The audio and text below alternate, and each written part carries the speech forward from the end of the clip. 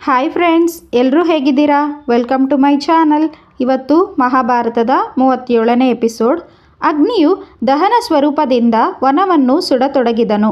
ಕೃಷ್ಣ ಅರ್ಜುನರು ಕಾಡಿನ ಒಂದೊಂದು ತುದಿಗೆ ನಿಂತರು. ಜ್ವಾಲೆಗಳು ಮೇಲೆದ್ದು ಆಕಾಶಕ್ಕೆ ನೆಗೆದವು. ನೂರಾರು ಪ್ರಾಣಿಗಳು ತಪ್ಪಿಸಿಕೊಳ್ಳಲು ಆ ಕಡೆ ಈ ಕಡೆ ಓಡಾಡಿದವು. ಆದರೆ ಅವು ತಪ್ಪಿಸಿಕೊಂಡು ಹೋಗದಂತೆ ಕೃಷ್ಣಾರ್ಜುನರು ತಡೆದುಬಿಟ್ಟರು. ಪಕ್ಷಿಗಳ ಪ್ರಾಣಿಗಳ ಸ್ಥಿತಿ ಚಿಂತಾಜನಕವಾಯಿತು. ದೇವೇಂದ್ರ ತನ್ನ ಗೆಳೆಯ ತಕ್ಷಕನನ್ನು ರಕ್ಷಿಸಲು ಧಾವಿಸಿದರು. ಆಕಾಶವನ್ನು ದಟ್ಟವಾದ ಕಪ್ಪು ಮೋಡಗಳು ಕವಿದವು. ಆದರೆ ಅವು ಧರೆಗಿಳಿಯುವ ಮೊದಲೇ ನೀರು ದಳ್ಳೂರಿಯಿಂದಾಗಿ ಆವಿಯಾಗಿ ಬಿಡುತ್ತಿದ್ದಿತು. ಇಂದ್ರ ಸಿಡಿದೆದ್ದು ಭಾರೀ ಮೋಡಗಳನ್ನು ಕಳುಹಿಸಿದರು. ಅವು ಸಹ ಅಗ್ನಿಯ ಶಾಖಕ್ಕೆ ನಿಷ್ಪ್ರಯೋಜಕವಾದವು. ಒಂದು ತೊಟ್ಟು ಮಳೆ ನೀರು ಭೂಮಿ ಸೋಕಲಿಲ್ಲ.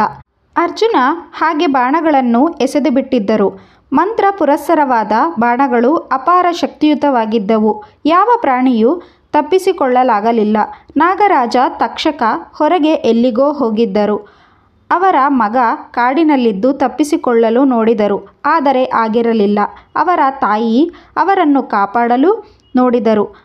ತಾನೇ ಮೊದಲು ಅವನ ತಲೆಯನ್ನು ನುಂಗಿ ಬಾಲವನ್ನು ನುಂಗುವ ಸಂದರ್ಭದಲ್ಲಿ ಗಾಳಿಯೊಳಕ್ಕೆ ಆಕೆ ಮೇಲಕ್ಕೇರುವಾಗ ಆಕೆಯನ್ನು ನೋಡಿದ ಅರ್ಜುನ ತನ್ನ ಬಾಣಗಳಿಂದ ಆಕೆಯ ತಲೆಯನ್ನು ಕತ್ತರಿಸಿ ಹಾಕಿದರು. ಇಂದ್ರ ಕಡೆಯ ಪಕ್ಷ ಆಕೆಯ ಮಗನನ್ನು ಕಾಪಾಡಲು ಬಯಸಿದರು. ಆದುದರಿಂದ ಒಂದು ಕ್ಷಣಕಾಲ ಬಲವಾದ ಬಿರುಗಾಳಿ ಎಬ್ಬಿಸಿದರು. ಅರ್ಜುನ ಗೊಂದಲಕ್ಕೀಡಾದರು. ತಕ್ಷಕನ ಮಗ ಅಶ್ವಸೇನ ಇದೇ ಸಮಯ ಎಂದು ತಪ್ಪಿಸಿಕೊಂಡು ಬಿಟ್ಟರು. ಸಿಟ್ಟಿಗೆದ್ದ ಅರ್ಜುನ ನೆಗೆದು ತಪ್ಪಿಸಿಕೊಳ್ಳುತ್ತಿದ್ದ ಪ್ರಾಣಿಗಳನ್ನು ವಧಿಸಿದರು. ಅರ್ಜುನ ಕೃಷ್ಣ ಮತ್ತು ಅಗ್ನಿ ತಪ್ಪಿಸಿಕೊಂಡ ಹಾವನ್ನು ಶಪಿಸಿದರು. ಅರ್ಜುನನು ಇಂದ್ರನನ್ನು ಎದುರಿಸಲು ಮುಂದಾದನು. ಇಂದ್ರನು ಬೀಸಿದ ಐಂದ್ರಾಸ್ತ್ರ ಆಕಾಶ ಮತ್ತು ಮೋಡಗಳನ್ನು ಮುಚ್ಚಿ ಗಾಳಿಯನ್ನು ಗುಡುಗುಮಿಂಚು ತುಂಬಿಕೊಂಡವು. ಅರ್ಜುನ ವಾಯುವ್ಯಾಸ್ತ್ರ ಬಿಟ್ಟು ಮೋಡಗಳನ್ನು ಚದುರಿಸಿದರು. ಅಗ್ನಿಯು ಸಂತುಷ್ಟನಾಗಿ ಬಹುದಟ್ಟವಾಗಿ ಕಾಡನ್ನು ದಹಿಸತೊಡಗಿದನು. ಗರುಡನ ಜತೆಗೆ ಸೇರಿದ ಪಕ್ಷಿಗಳು ಬೆಂಕಿಯನ್ನಾರಿಸಲು ನೋಡಿದವು. ಅರ್ಜುನ ಅವನನ್ನು ಓಡಿಸಿದನು. ಉತ್ಸಾಹಿತರಾಗಿ ರಾಕ್ಷಸರು, ಗಂಧರ್ವರು, ಯಕ್ಷಕರು ಮುನ್ನುಗ್ಗಿದರು. ಅವರು ಶತ್ರುಗಳ ಮೇಲೆ ಬಂಡೆಗಳನ್ನು ಬೀಳಿಸುವಂತಹ ಯಂತ್ರಗಳನ್ನು ತಂದರು. ಅರ್ಜುನನ ಬಾಣಗಳ ಸಮೂಹ ಮತ್ತು ಕೃಷ್ಣನ ಚಕ್ರ ಎಲ್ಲವನ್ನೂ ನಿವಾರಿಸಿದವು. ಆಗ ಇಂದ್ರ ತಾನೇ ಗದೆ ಹಿಡಿದು ನುಗ್ಗಿದರು. ಅವರಿಗೆ ದೇವತೆಗಳು ನೆರವಾದರು. ಶಿಲಾವರ್ಷವನ್ನೇ ಇಂದ್ರನು ಅರ್ಜುನನ ಮೇಲೆ ಸುರಿಸಿದರು. ಅರ್ಜುನ ಶಿಲೆಗಳನ್ನು ನಡುವಿನ ಗಾಳಿಯಲ್ಲೇ ತಡೆದು ಬಿಟ್ಟರು. ಇಂದ್ರನಿಗೆ ತನ್ನ ಮಗನ ಪರಾಕ್ರಮ ಕಂಡು ಆನಂದವಾಯಿತು. ಒಂದು ದೊಡ್ಡ ಪರ್ವತವನ್ನೇ ಕಿತ್ತು ಎಸೆಯತೊಡಗಿದನು. ಅರ್ಜುನನು ಅದನ್ನು ತನ್ನ ಬಾಣಗಳಿಂದ ಸಾವಿರಾರು ಹೋಳುಗಳಾಗಿಸಿದನು. ಆಗ ಒಂದು ಅಶರೀರವಾಣಿಯಾಗಿ, ಇಂದ್ರ, ನಿನ್ನ ಗೆಳೆಯ ನಾಗರಾಜ ಈಗ ಕಾಡಿನಲ್ಲಿ ಇಲ್ಲ. ವನಕ್ಕೆ ಬೆಂಕಿ ಹಬ್ಬಿದಾಗಲೇ ಇಲ್ಲಿಂದ ಹೊರಟು ಹೋದನು. ಇನ್ನು ನೀನು ಕೃಷ್ಣಾರ್ಜುನರನ್ನು ಸೋಲಿಸಲಾರೆ. ಅವರು ನಾರಾಯಣ ಮತ್ತು ನರ. ನೀನು ಇಲ್ಲಿಂದ ಹೊರಟು ಹೋಗುವುದು ಲೇಸು ಎಂದಿತು. ಇಂದ್ರ ಅಶರೀರವಾಣಿಯ ಸಲಹೆಯಂತೆ ತನ್ನ ಲೋಕ ಕುರಿತು ಹೊರಟು ಹೋದರು.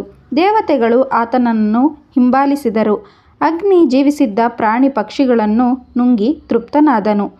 ಆಗಷ್ಟೇ ಕೃಷ್ಣನು ತಕ್ಷಕನ ಅರಮನೆಯಿಂದ ಮಾಯಾಸುರನೆಂಬ ರಾಕ್ಷಸನು ತಪ್ಪಿಸಿ ಹೋಗುವುದನ್ನು ನೋಡಿದನು. ಅಗ್ನಿಯು ಮನುಷ್ಯನ ರೂಪ ತಾಳಿ ಕೃಷ್ಣನನ್ನು ಮಾಯಾಸುರನನ್ನು ತಡೆಯಲು ಕೇಳಿಕೊಂಡನು. ಕೃಷ್ಣ ಅವನನ್ನು ಕೊಲ್ಲಲು ಚಕ್ರವನ್ನು ಎತ್ತಿ ಹಿಡಿದರು. ಮಾಯಾಸುರನ ಅರ್ಜುನನ ಮೊರೆ ಹೊಕ್ಕನು. ಅಸಹಾಯಕನಾದ ಮಾಯಾಸುರನಿಗೆ ಅರ್ಜುನ ರಕ್ಷಣೆ ನೀಡುವುದಾಗಿ ಭರವಸೆ ಕೊಟ್ಟರು. ಕೃಷ್ಣ ಅರ್ಜುನ ಇಬ್ಬರು ಮಾಯಾಸುರನನ್ನು ಬಿಟ್ಟು ಬಿಟ್ಟರು. ಮಯ ರಾಕ್ಷಸರ ಗುಂಪಿಗೆ ಶಿಲ್ಪಿಯಾಗಿದ್ದನು. ತಪ್ಪಿಸಿಕೊಂಡು ಹೋದನು. ದಳ್ಳೂರಿ ನಿಂತಿತು. ಅಗ್ನಿಯು ಸಂಪೂರ್ಣ ತೃಪ್ತನಾಗಿ ಕೃಷ್ಣಾರ್ಜುನರ ಮುಂದೆ ನಿಂತುಕೊಂಡನು. ದೇವೇಂದ್ರನು ಕೃಷ್ಣಾರ್ಜುನರ ಪರಾಕ್ರಮವನ್ನು ಕಂಡು ಬೆರಗಾಗಿ ಅವರ ಮುಂದೆ ಗೋಚರಿಸಿದರು. ಅವರನ್ನು ಏನು ವರ ಬೇಕು ಕೇಳಿಕೊಳ್ಳಲು ಹೇಳಿದರು. ಅರ್ಜುನ ಶಕ್ತಿಯುತ ಆಯುಧಗಳನ್ನು, ಅಸ್ತ್ರಗಳನ್ನು ದಯಪಾಲಿಸಿ ಎಂದು ಇಂದ್ರನನ್ನು ಕೇಳಿಕೊಂಡರು. ಆಗ ಇಂದ್ರನು, ಅರ್ಜುನ, ಶಂಕರ ನಿನ್ನನ್ನು ಮೆಚ್ಚಿ ಅನುಗ್ರಹಿಸುವಾಗ ನಾನು ನಿನ್ನ ಅಭಿಲಾಷೆಗಳನ್ನೀಡೇರಿಸುತ್ತೇನೆ ಎಂದು ಹೇಳಿದರು.